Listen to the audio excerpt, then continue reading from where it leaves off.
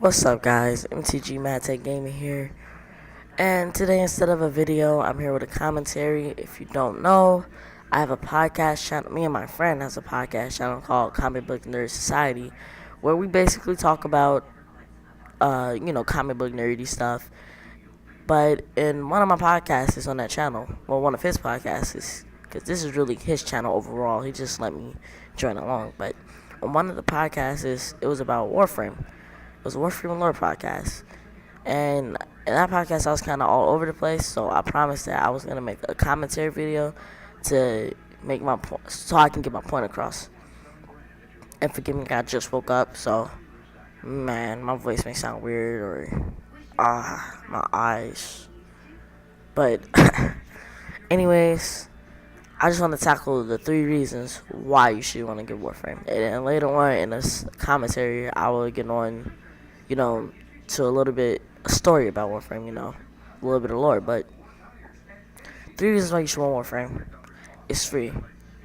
This game is totally free. The only reason why you should put money into this game is to buy weapons or buy more weapon slots or buy warframes. It's a lot of reasons why you should put money into this game, and it will make you want to put money into this game because you don't play this game for a story. You play this game to progress through and unlock more stuff because you're not gonna really get a story out of Warframe. I mean, you could read codexes, which is like these books that are in Warframe. It's not really like a book, it's like these entries, these story entries that you could read that will give you a little bit information, but not a lot. So the second reason, this game is totally action packed.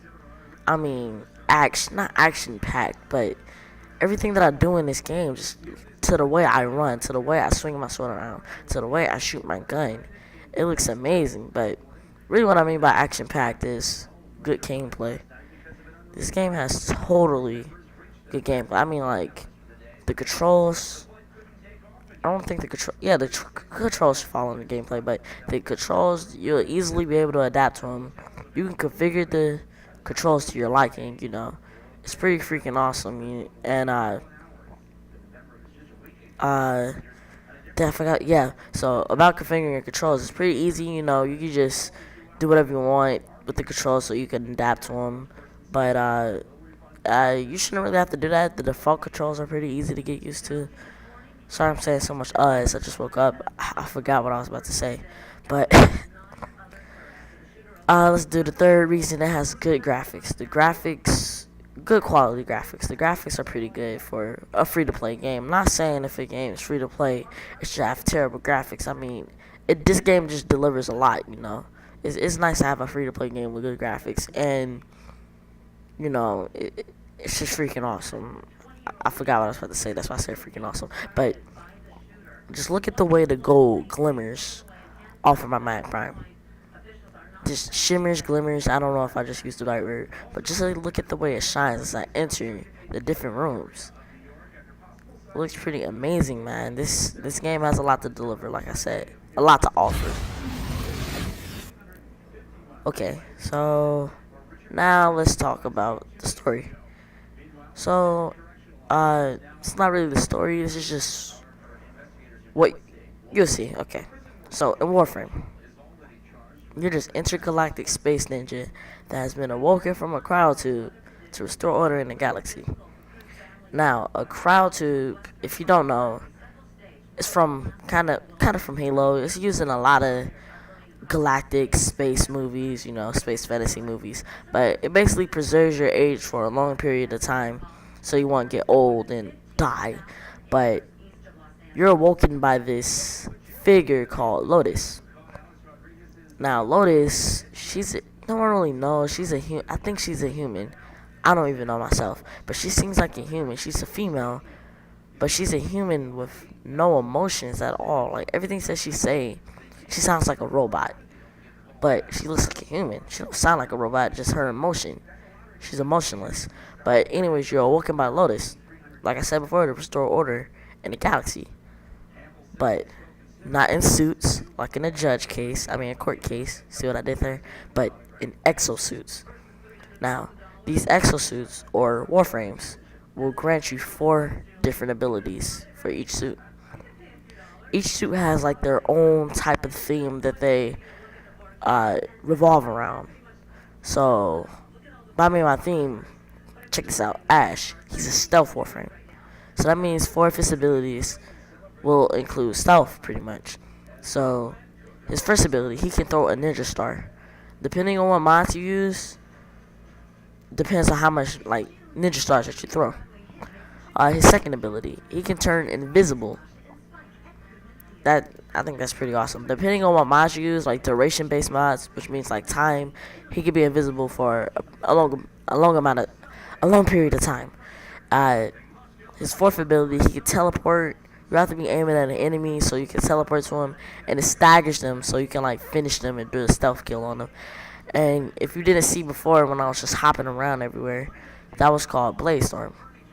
This ability allows you to hop around and kill enemies that is around you. You know, you can kill up to 5 of them, or yeah, about 5 of them, depending on what mods you use, or up to another amount. I don't really know. Depending on what mods you use, you can kill a lot of enemies that are around you. But I think like when you first get it, you can kill like 5. I think, I'm not sure. But like my other Warframe, Mag, her powers revolve around magnetic energy type of stuff. You know, her first ability, she literally pulls you towards her. His second ability, she like it's called pulverize, and she crushes like the enemy shields, or like weaken them or destroys the enemy shields, so you can do more damage to them. Her third ability, she can put a bullet attractor around you, which is basically this orb that attracts all the bullets, which basically means that your enemy sucks up a lot of damage and it attracts the bullets that are around them. The fourth ability is crush. You pick up at least about, I want to say, 3 enemies that are by you, depending on what mods you use. I think it's 5, or yeah, I think it's 5. But you pick up enemies around you and crush them. That is like one of the most ultimate freaking awesome abilities, if you ask me. I like that. It reminds me of Star Wars, you know, with the Force and everything. But let's go on back to the story. Those are the Warframes. So there's at least about, I want to say, 23 or 24 Warframes in the game, and the way you unlock them is by doing missions to get parts and get resources that you can build Warframes. Because like I said, you don't play the game for a good story. You play it just pretty much to progress through it and unlock more stuff and, you know, get more powerful and brag. Nah, I'm just joking, but still, you do missions to get parts and resources, and each resource you get will help you to get okay, that just cut me off, but it helps you, you know, get more stuff to build a Warframe. And you could get blueprints, parts, rare parts. Parts can be pretty rare at times. Like this boss mission out of V, this is to get the Warframe called, God, I forgot her name, Valkyr, or Valkyr, however you want to pronounce it. But anyways, you do this mission 4 times to get 4 parts, and each 4 times you do it, you don't know which part you're gonna get, so it's completely random. So if you do it, for example, one time you may get the helmet. If you do it again, you may get the chassis, which is the torso. If you do it again, you may get the systems. But there's no promising that. Let's just start over. So I'm doing it this time. Let's say I get the helmet. You do it again, I may get the helmet again. I do it again, I may get the helmet again. That's why people kind of get annoyed and rage when they don't get a certain part to build a certain Warframe. Because some Warframe parts are kind of rare, like Prime parts. My Warframe is Prime, and I got all her parts by accident. But see, she's not really a hard Warframe to get. Her parts are not really that hard, at least I don't think. But enough explaining the Warframes. Let me talk about the enemy factions. Because I'm not really talking about the story in this lore video. That's why I named it part 1, because I have way much more to talk about. So let's talk about the different factions of enemies. So I think there's 4 factions in total. First off, you got the Corpus, which is the enemies that I'm currently fighting right now, which basically have shields, and they're more like a relies more on technology when they attack you, you know, laser weapons, stuff like that. but they're vulnerable against certain types of damage. I think magnetic damage. I'm not sure. That's why, yeah, magnetic damage or radiation damage. I think because radiation damage lowers down shields because they're all about shields. That's why I'm using mag against them because mag she focuses around magnetic energy, so she's pretty OP against them if you ask me. But so I kind of messed up on the ending part. I almost reached the end. I just deleted the last piece of commentary. So let's go on to the next faction of enemies. I'm basically repeating myself, but you won't know because you're not editing this commentary. But let's go on to the next faction of enemies. So next faction is Grenier. The Grenier is basically this faction of enemies that focuses around armor. Like they're mainly about armor, and I think you need mainly puncture damage mods to, like do more damage on them because they're more vulnerable. But they're the first faction of enemies that you meet, anyways, and they're kind of easy depending on like what levels are you on.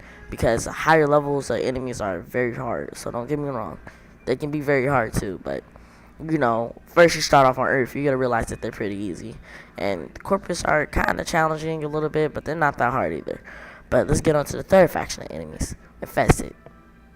Infested is like this zombie-like type of enemies that are the factions combined, just in zombie form. It's kind of freaky because they're kind of combined in one body. If you notice, the Charger, it has like a head on the bottom, and if you may slice it, you may see some human arms, which I think is Corpus, but my friend said, they're made of humans too, so. But it's kind of freaking creepy, man. But the Infested is fleshy, so they focus around slash damage. Like the Soma Prime, the gun that I'm currently using now. I think it focuses around critical damage, critical chance, critical damage, whatever. But I think it has slash damage in it too. I'm not sure. But let's move on to the next faction of enemies, Void. The Void is like this mysterious group of enemies that has two factions combined, and they also focus around shields. But they mainly have Grenier and Corpus in them. And they're mysterious because the Void corrupts them and make them even more evil. But mysterious, this game has a lot of mysteries. And with mysteries come curiosity. So I hope you enjoyed these lore videos. I tried to finish it off all dramatic. I hope it worked. But this has been MTG Mate Gaming, and I am out. Let's go.